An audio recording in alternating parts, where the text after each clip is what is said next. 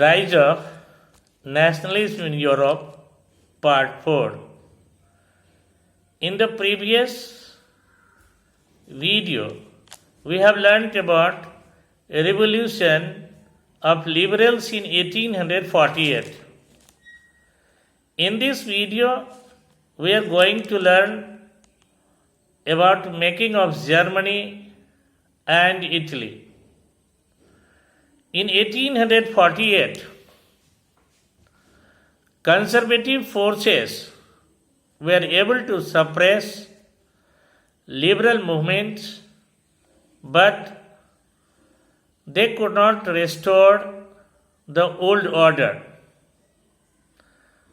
Monarchs realized that the cycles of revolution and repression could only be ended by granting concession to the liberal nationalist revolutionaries. Hence, autocratic monarchies introduced the changes that had already taken place in Western Europe before 1815. Serfdom and bonded labor were abolished. The Habsburg Empire granted more autonomy to the Hungarians in 1867. After 1848, nationalism in Europe moved away from its association with democracy and revolution. Nationalist sentiments were often mobilized by conservatives by promoting state power and achieving political domination over Europe. Let us see unification of Germany. Nationalist feelings were widespread among middle class Germans. The German Confederation and Prussia began organizing themselves into German state. Prussia took on the leadership of the movement for national unification. Its chief minister, Otto von Bismarck, was architect of this process. He carried this process with the help of Prussian army and bureaucracy. 3 wars over 7 years fought with Austria, Denmark, and France, in which Prussia got victory. The process of unification was completed. The Prussian king William I was proclaimed German emperor in 1871. The princes of German states, representatives of the army, important Prussian ministers, and chief minister Otto von Bismarck gathered in a hall of mirrors in the palace of Versailles. Kaiser William I of Prussia was proclaimed emperor for the new German Empire on 18 January 1871. The new state placed a strong emphasis on modernizing the currency banking, legal and judicial system in Germany. Persian measures and practices often became a model of the rest of Germany. Let us see now how Italy became unified.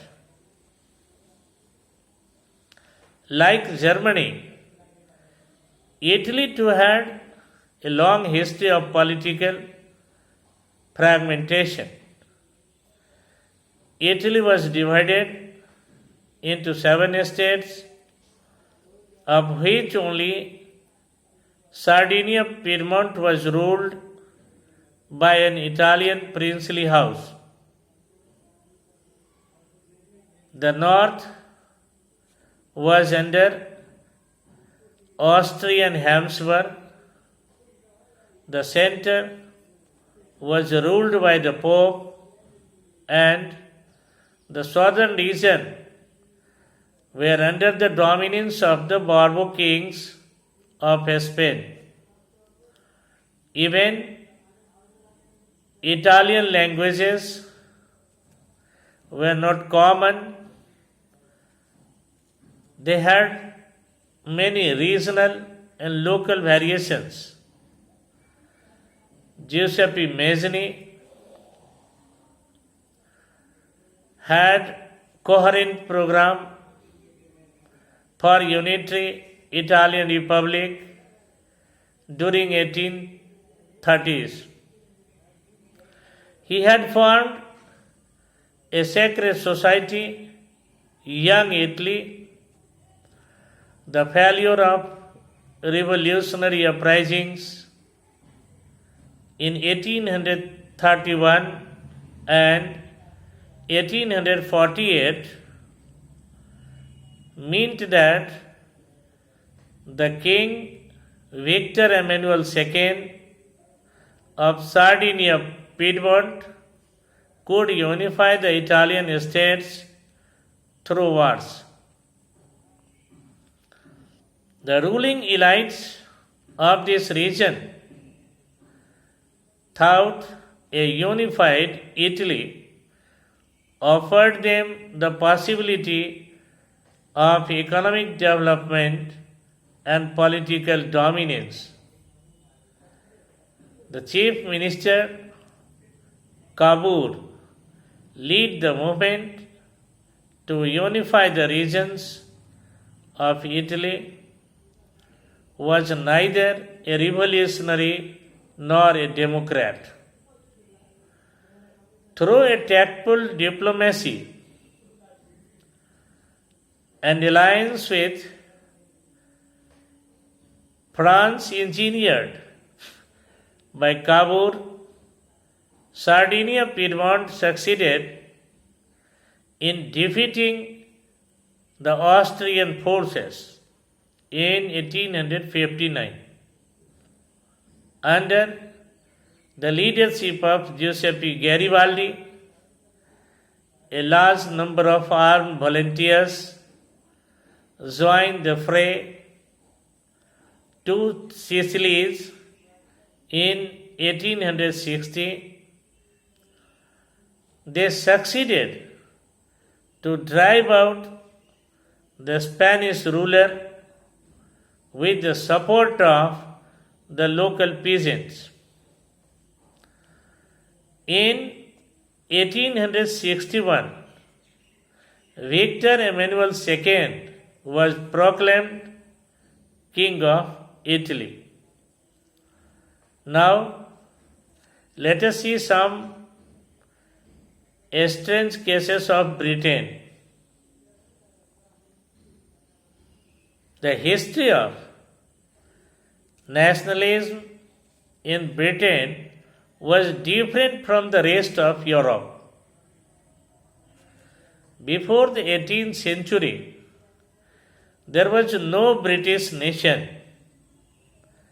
The people of different identities comprise English, Wales, Scot, or Irish, lived in British Isles.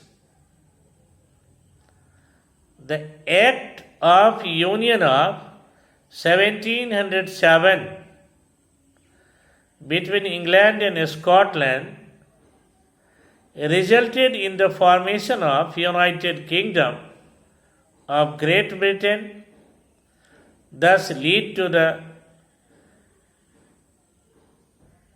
demolition of Scotland's distinctive culture and political institutions.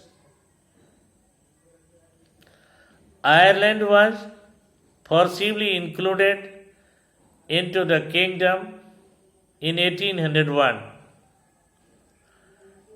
In Ireland, the English helped the Protestant and established their control over the Catholic country, and Ireland was dominated by United Kingdom in 1801. A British nation was formed with English culture, British flag Union Jack, the national anthem, God Save Our Noble King, and the English language. In the next video, we will learn about visualizing the nation. Thanks.